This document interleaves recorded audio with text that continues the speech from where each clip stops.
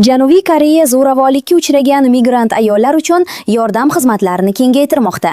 Janubiy Koreyada oilaviy zo'ravonlik, jinsiy tajovuz, ta'qib va boshqa turdagi zo'ravonliklarga duch kelgan migrant ayollar endilikda o'z ona tillarida yordam olish imkoniyatiga ega bo'ladi. Bu haqda The Korea Times nashri xabar berdi. Gender tengligi va oila vazirligi migrant ayollar uchun mavjud yordam xizmatlari, murojaat qilish tartibi va ko'rsatiladigan yordam turlari haqida 11 tilda maxsus axborot materiallarini tayyorladi. Ma'lumotlar o'zbek, rus, xitoy, Vietnam, Filippin, mo'g'ul, tay, yapon, laos, nepal va kxmer tillarida taqdim etiladi. Yordam olish uchun migratsiya maqomi ahamiyatga ega emas. Nikoh orqali kelgan migrantlar, mehnat migrantlari va hujjatsiz muhojirlar ham ushbu xizmatlardan foydalanishi mumkin.